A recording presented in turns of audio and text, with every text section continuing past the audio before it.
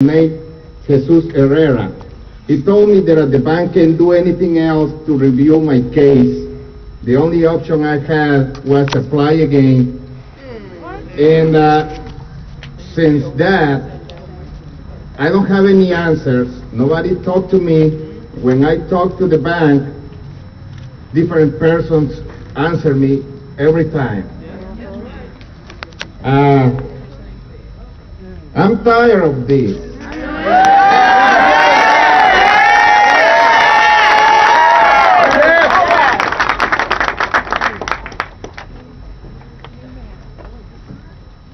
I don't know what am I going to do if I lose the house. I don't have the money. Psychological, I'm in pain. Yes. All what I ask is that the bank give me the modification plan they offer me and they gave me before. I'm not asking that they give me free my house. I want to pay it. And enough is enough. Nobody else deserves this pain. Because I'm not the only one, my family is not the only one. I know there are more families out there are in the same situation or worse than us. All what I ask is to the Chase Bank and J.P. Morgan, give me my modification. That's all what I want. Thank you very much.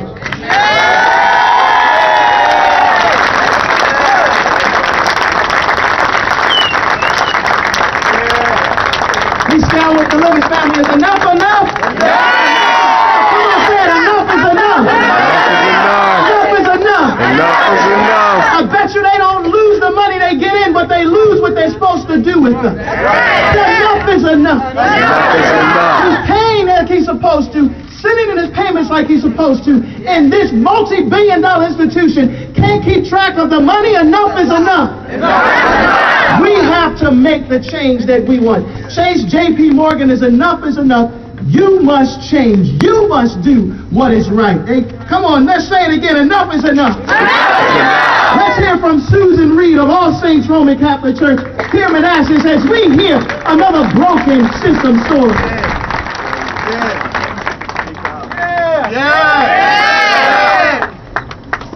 Good afternoon. My name is Susan Reed. I'm a member of All Saints Catholic Church here in Manassas.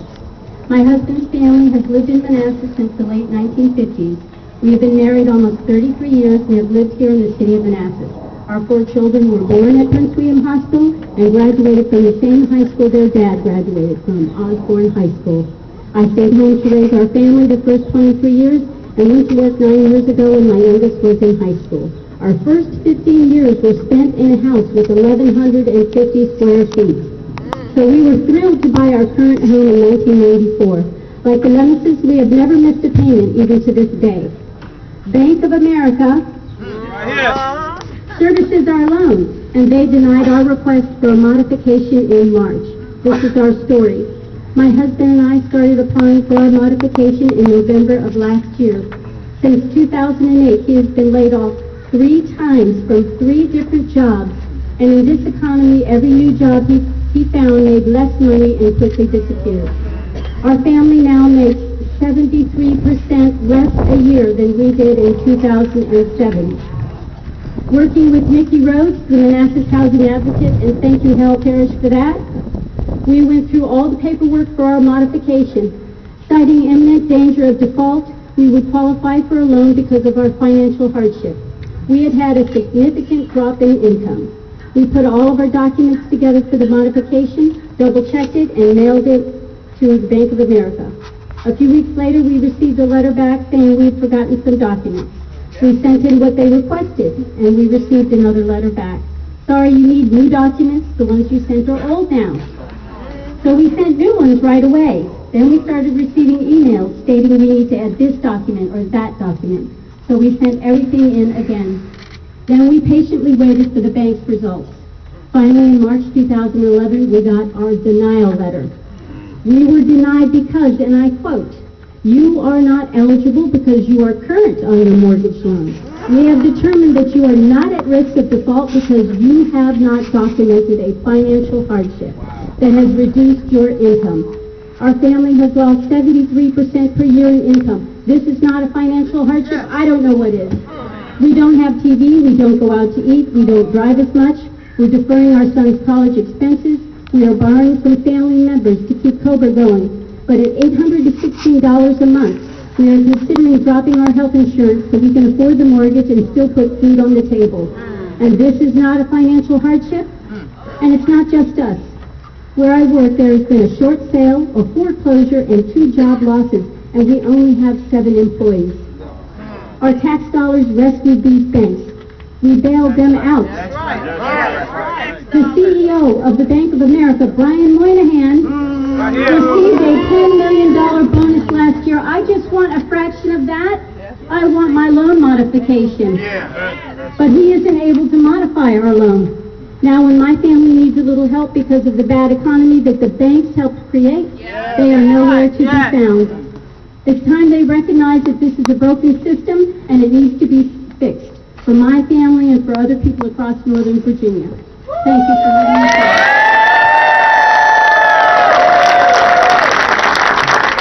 We want justice.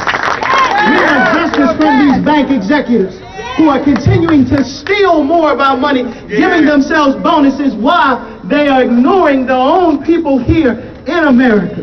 We want justice. Anybody ready for justice?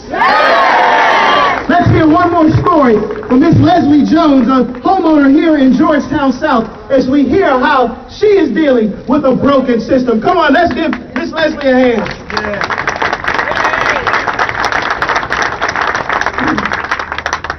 Good afternoon. My name is Leslie Jones. I am a homeowner in Georgetown South, and I've lived in the community over 27 years. I've seen Georgetown South go from bad in the 1980s to improving in the early 2000s. But now our neighborhood has gotten worse because of the foreclosure crisis and because of some of the investors who have bought up the homes in our neighborhood. I want to tell you a story of our neighborhood during the crisis. On Beach Place, where I live, there are at least 18 foreclosures. On Aspen, the next street over, there were 24 foreclosures.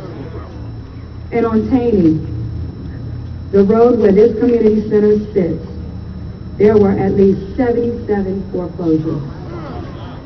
Fully 30% of the homes were in Georgetown South went into foreclosure. That's almost 300 homes. No, that's 300 families. That's right. That's right. 300 families that were destroyed.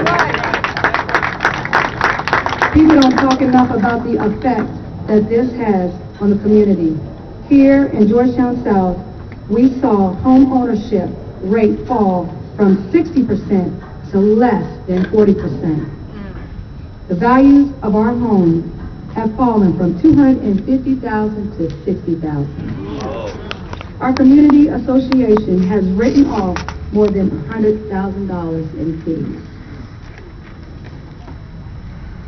But the numbers don't tell the whole story. Our neighborhood went through a depression. A family down the street from me lost their home a few years ago. They were the best neighbors.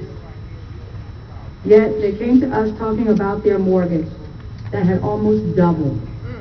When they tried to modify their loan, their monthly payment actually went up. So they gave up and lost their home. We watched our homeowner fees go up.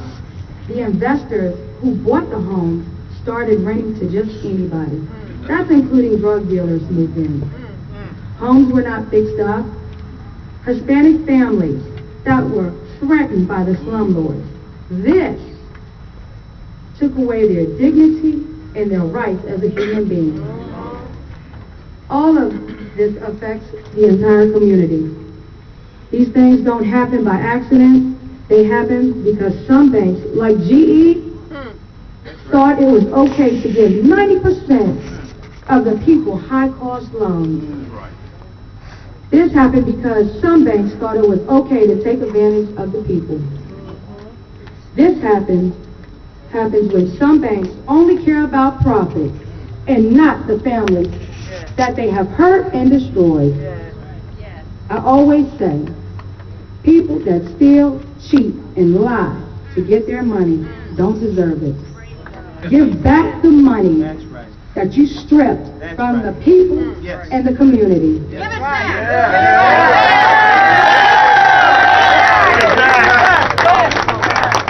Again, my name is Leslie Jones. I am here to fight for my community, Georgetown South, and I want GE to reinvest in Georgetown South.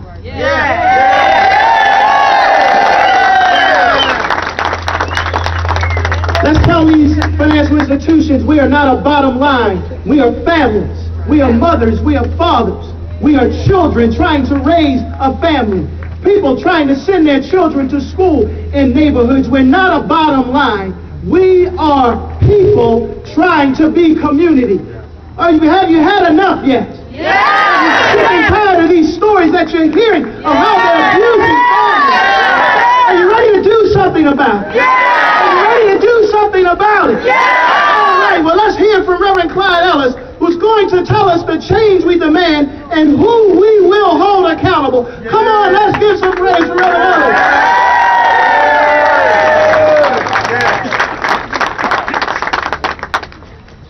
I am not an ordinary man. I'm going to tell you that right now. I'm a Baptist preacher. And I'm going to tell you why I brought this today, because I'm angry. That's right.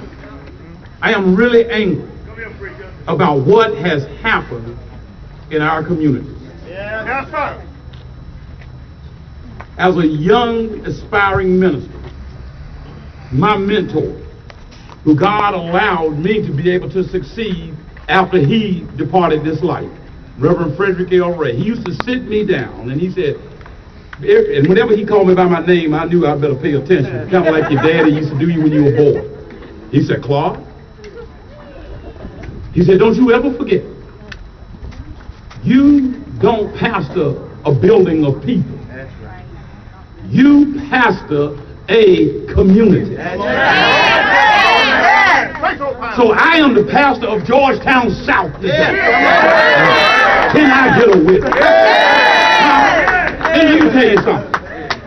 I grew up in the Jim Crow South. All right.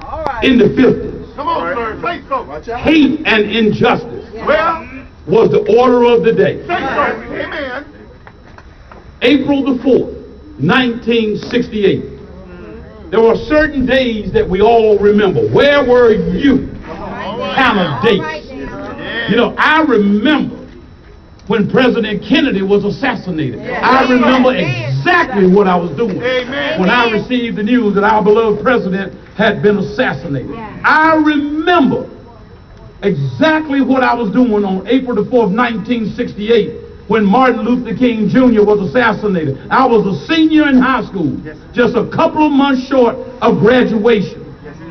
And it was so ironic, I thought, that this past Monday night, April the 4th, I was standing in Mount Olive Baptist Church, standing there for the same reason that King was assassinated in Memphis, Tennessee. That's right. All right. For economic justice for the poor and oppressed sanitation workers. That's right. And Monday night I was in Mount Olive organizing for the purpose of helping the people in our community that are struggling and, as you have heard, have been devastated by what has happened with this economic injustice. Today we are seeking to follow Dr. King's example by organizing and using our power, just as he did, to demand leadership, accountability, and economic justice for struggling homeowners. You already heard it been said. A few weeks ago I had an opportunity to be invited to the White House. I had an opportunity to sit down with the Deputy Chief of Staff for President Obama. And I explained to the Deputy Chief of